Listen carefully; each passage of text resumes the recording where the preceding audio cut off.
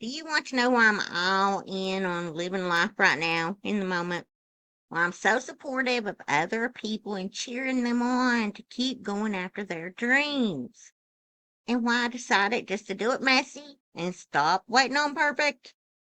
Stick around and find out. You ready? Let's go.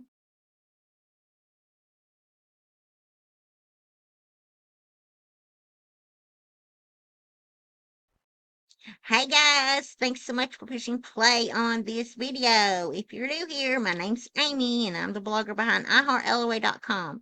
This is where we talk about the law of attraction, manifesting, personal development, and all the woo-woo. I am so happy and so grateful you're here with me today. Now, to understand how I finally stepped into my power and stopped playing small, I have to take you back a few years, okay? So we're going to go back to the past a little bit. Before 2020, I was the most positive person. I had been working on my mindset for years by that point. I was full of life. I was so happy and working a job I actually liked. I wasn't living paycheck to paycheck anymore. Things were looking up. I had my blog and my little business was starting to take off. These are some before pictures. Now, this was just a few years ago. This was just like 5 years ago. Look at the difference. Now, you're going to see why, okay? Then 2020 hit and blew it all out of the water. The negativity everywhere made me the most cynical person, Twitter especially. I should have never went on that platform. It burst that little positivity bubble that I was living in so very fast. 2021 came and the big C, fear was everywhere. I'm sure you remember those times too. I ended up getting rheumatoid arthritis. That's why I look so much different now. I felt like a stranger in my own body. My hands felt like they curled up overnight. See how my fingers are now? That's how my hands look now. They curled up overnight. My knees got huge. I just inflamed. I got so puffy and inflamed. Have you ever felt weird in your own skin? It made me feel like kind of like claustrophobic in my own body. It was the weirdest feeling, and the pain was horrible. My body changed overnight. I couldn't work anymore. I fell into such a deep depression. I felt like I had no hope, no future. So I ended up letting everything go. Everything I had worked so hard for. I let my blog go, my little business grow, everything. I would lay here in my lift chair just trying not to move because of pain. I even dreaded just trying to stand up for a minute to walk to the bathroom or anything. I didn't even want to get up. I hurt so bad. That's how bad it was. And then 2026 came around, and I don't know what changed, but something happened. I felt a sudden urge for one last attempt to try this again, to get more help, to get me some help, to get do something. I left that little country doctor that I was going to. I went back to my mindset work and gratitude especially, okay? I was like, that gratitude practice used to help you when you were so happy. Let's try to use it now during this depression and dig yourself out of it. I started practicing gratitude again every day out loud. I said what I was grateful for. Even the teeniest, tiniest thing, even just breathing, which is really not a small thing, is it? It's a pretty big thing. But back then, where I was living in that pain, my goodness, just finding anything to be grateful for was something, you know. I got a new doctor. I ended up going to the big city. I was like, I'm going to quit going to this little doctor. He's not doing me any good.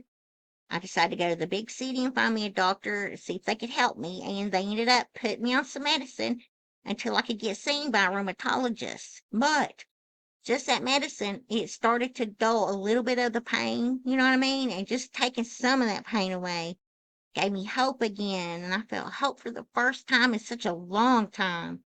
And that spark came back. And I felt myself begin to hope for my future again. That gave me such a little spark inside there. And soon it turned into this big flame. You know, I told myself, if I'm alive tomorrow, I am going all in. Oops, I went too far. So I was going to do it messy. I wasn't going to do it perfect anymore. I was going to try to quit doing it perfect anyway. I was going to do it messy. I was just going to record, throw it up there, or write, throw it out there, and whoever liked it, and whoever didn't. And you know what? I'm okay with that, and I'm still okay with it. So if you like my work, that's great. But if you don't, scroll on. You know, that's how I feel about it. Because there's a lot of people's work out there I don't like either. So if I'm not your cup of tea, that's fine.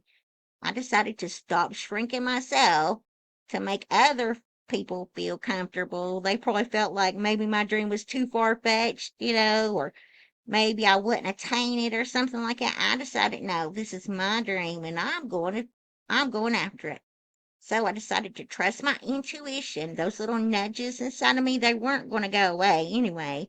So I decided to start trusting my intuition and taking that inspired action that I was getting.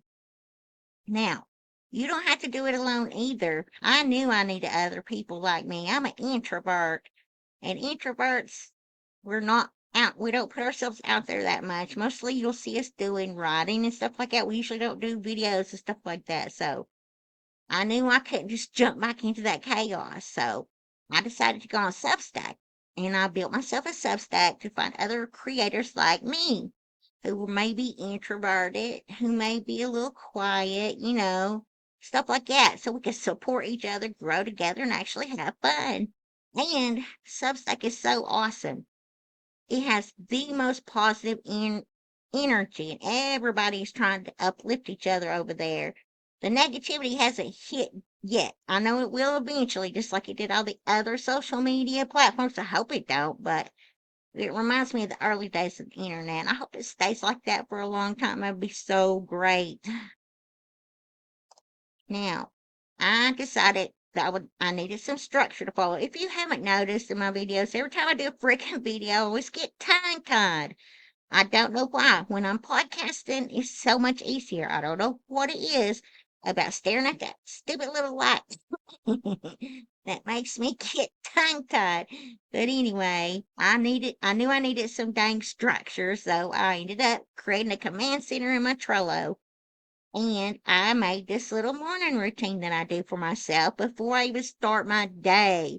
And that helps me to be proactive in my life and not be so reactive to what life is throwing me. And it's helped so very much. I decided to step into that higher version of myself. I'm not shrinking my dreams for anyone. God gave me this dream, not them. And my intuition wouldn't stop nudging me. So, if you feel that nudge too inside of you, don't ignore it. It's not going to do you any good if you ignore it because it's just going to keep on nudging you until you do it. So, you might as well start listening to your intuition. Feel those nudges, listen to those nudges. You will get inspired action right after that. Take that action to keep going for your dreams, okay? I'm right here beside of you cheering you on. We could do it. Now, anyway, I'm going to get off here because this video is getting too long and I'm getting tongue-tied like I always do. But if you want to, you can subscribe to my blog over at iHeartLOA.com. I also have a podcast now. It's called the Mindset Matters and Manifesting Podcast.